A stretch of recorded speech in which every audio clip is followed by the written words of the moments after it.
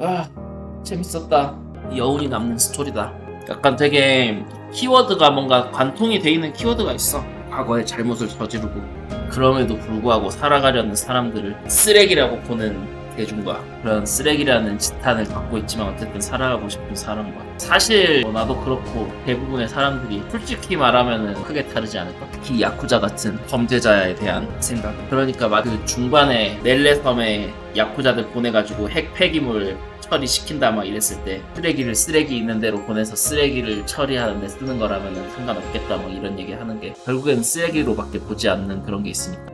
그래도 약간 그러니까 잘못을 진심으로 마주하고 진심으로 사과하고 진심으로 뉘우치고 그걸 딛고 이제 새 삶을 살고 싶은 사람에 대한 처절함 그런 게 있어. 이번에는 라스트 보스도 되게 잘 뽑은 것 같아. 사실 막 중간에 뜬금없이 튀어나와가지고 헤헤 사실 내가 마지막 보스지 아니 사실 내가 마지막 보스지 막 이런 작품도 되게 많았었는데 이번에는 뭐 태생이나 삶이나 내가 가진 사상이나 이런 게 정확하게 이제 주인공 이름과 그게 있는 사람이어가지고 히카스가 있지만 솔직히 그의 삶에는 꽤나 동정이 갈 수밖에 없는 입장이고 괜히 히류가 에비나를 물리친 이후에 진심으로 눈물을 흘리면서 사죄를 하는 게 아닌 게 히류는 이제 자기가 지금까지의 모든 야쿠자의 원죄를 짊어지겠다고 했지만 사실 에비나를 지켜보면은 그 원죄가 되게 무겁게 느껴질 수밖에 없거든. 야쿠자라는 족속의 삶이 우리가 계속 지켜봐온 히류나 뭐 사실 마지막으로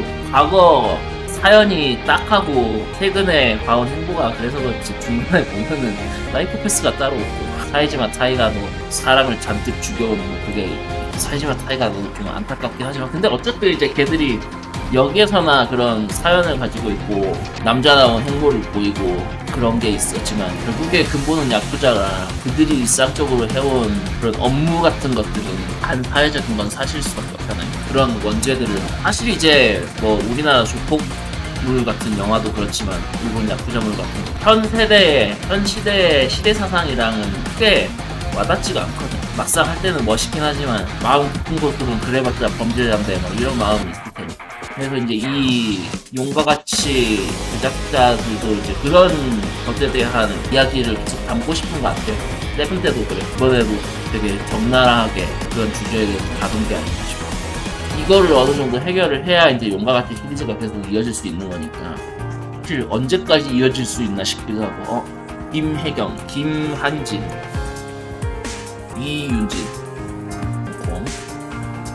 뭐야 왜 고은빈 씨는 구를 대문자로 안 하고 소문자로 해봤어?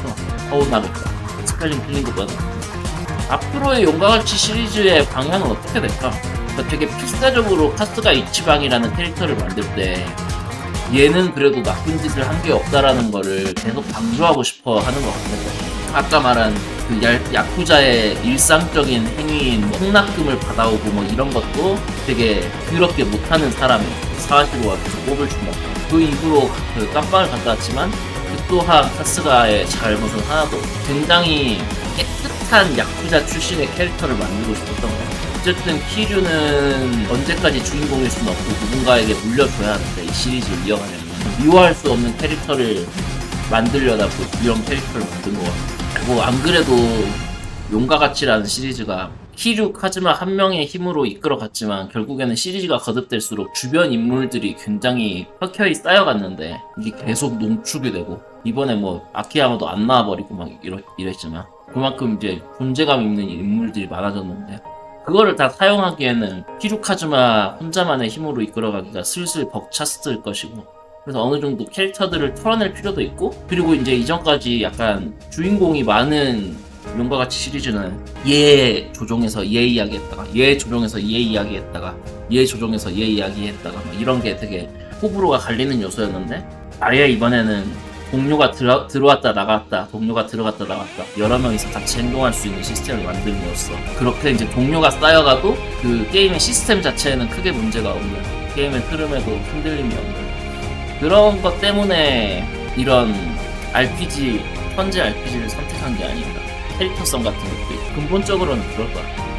이게 가끔 가다가 이제 여러 명의 주인공이 다시 다 모여가지고 행동을 해가지고 뭐 최종 보스를 잡는다고 했을 때 예를 들어 코 같은 경우로 보면 주인공이 4명인데 걔들이 같이 싸워야 할 때는 결국에 내가 한 명을 골라가지고 조종을 하고 나머지 세 명은 그냥 AI에 따라서 행동을 하는 쩌리로 전락을 할 수밖에 없었거든. 근데 여기에서는 이제 그런 상황이 되면은 네 명이 다 참전을 하는 현재 RPG 전투가 되니까 모두가 주인공이라는 것을 실감할 수 있을 것이고, 이 전작은 장르 자체 때문에 그렇게 네 명의 주인공을 세운다고 한들 결국에는 키류 카즈마 아닌가라는 느낌이 있었는데, 그래서 게임의 방향성을 전환한 게 되게 고심이 많은 결심이구나라는 생각이 하면 할수록 드는 것 같아. 에필로그 보여달라.